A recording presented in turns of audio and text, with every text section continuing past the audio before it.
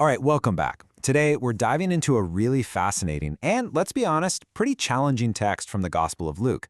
It's a wild ride, really. It starts with something we all know, anxiety, but then it takes these sharp, almost whiplash-inducing turns into readiness, responsibility, and even deep societal division. Seriously, it starts out all calm, talking about not worrying, and then bam, it pivots to these urgent warnings. So how does it all connect? Well, let's break it down. So the text just grabs you right from the get-go with this question. I mean, think about it. Who of you, by worrying, can add a single hour to your life? It's so simple, so direct, and everyone gets it. It just cuts right through all the noise and gets to the heart of why we get so anxious, right? It's basically asking, what's the point of all this worry? And that question, well, that's the launching pad for this whole entire argument. Okay, so let's dig into the foundational argument here. What's interesting is that it doesn't just start with a command like, don't worry. Instead, it builds this surprisingly logical case against anxiety, you know? It starts by tackling the things we worry about the most, just basic survival. The whole argument is built on this really simple but powerful idea of reordering our priorities. Life is more than food, the body is more than clothes. The text is basically saying, hey, we get this completely backward all the time. We get so obsessed with the maintenance, the food, the clothes, that we forget what we're actually maintaining. It's this call to focus on the real substance, the essence of it all, not just the essentials. And to really drive this point home, the text uses some incredible imagery. It paints this picture, right? On one side, you have the natural world, ravens being fed, wildflowers just being beautiful without any effort. And on the other side, you've got the absolute pinnacle of human achievement and wealth, King Solomon in all his glory. And the text's argument is just wow. It says that nature, in its simple, effortless state, has a kind of glory that even the richest, most powerful human could never, ever achieve by trying. And this all boils down to the crucial point of this whole first section. It's this really profound psychological insight. Where your treasure is, there your heart will be also.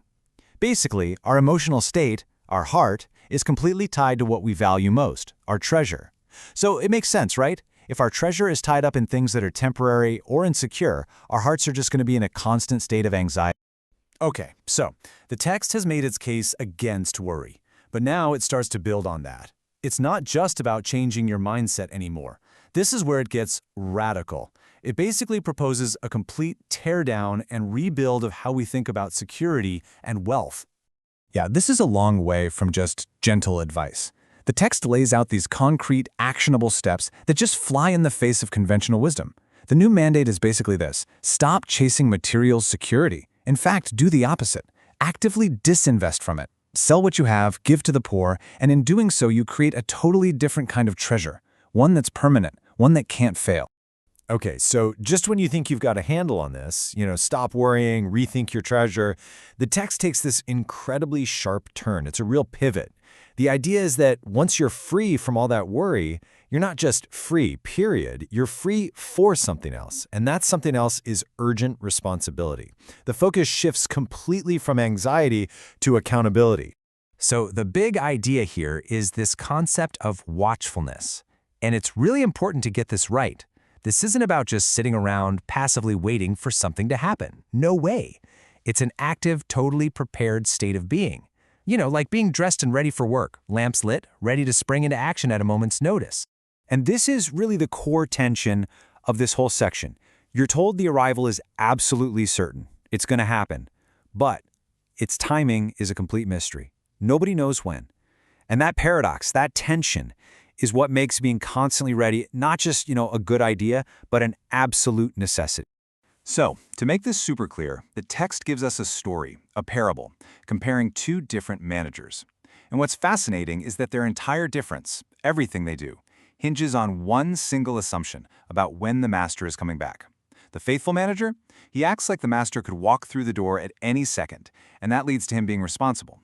But the unfaithful one, he thinks, the master's taking his time, and that becomes his excuse to party and abuse his power. Their fates are a direct consequence of how they thought about that unknown return. And then the text lays out this really fascinating principle about accountability. Basically, it's not one size fits all. It's directly tied to what you know. The person who knew what the master wanted and deliberately ignored it, They face a much tougher consequence than the one who messed up but didn't know any better. It's kind of an ancient version of, with great knowledge comes great responsibility. So this idea of accountability, it doesn't just stay on a personal level. It explodes onto the societal stage. And honestly, this next part is one of the most jarring turns in the whole text. The message is that bringing this new standard, this new way of thinking, isn't going to result in peace and harmony. Nope, it's going to bring division. And to make sure we understand just how personal and painful this division will be, the text zooms right in on the most fundamental unit of society, the family. It paints this stark picture of a single household, just 5 people, completely torn apart by this new reality. And the details are just chilling. It lists them out. This total breakdown. It's not just a simple family squabble. We're talking about a fundamental split that pits father against son, mother against daughter. It shatters the most basic bonds of kinship. It's like this message comes in and acts as a catalyst, forcing everyone to make a choice. And those choices create these deep, permanent divides. So after all of this, letting go of worry, being constantly on alert, and then preparing for your family to be torn apart, where does the text leave us? Well, it wraps up by turning the tables completely and throwing one final challenge right back at the audience.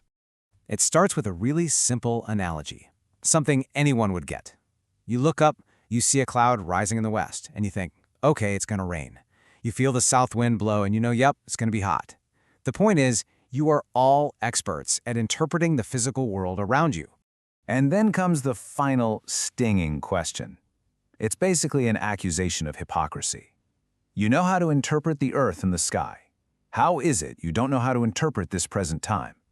In other words, you're brilliant at reading the science for something as trivial as the weather, but you completely fail to apply that same skill to what's happening right now, to this critical spiritual moment. And that's how the whole thing ends. Not with a nice, neat summary, but with this final provocative challenge. Why don't you judge for yourselves what is right? After all the parables, all the warnings, the ultimate responsibility is just dropped right in your lap. The text doesn't give you the answer. It demands that you figure it out for yourself. It's this timeless challenge, really, to stop being a passive observer and start making an active judgment.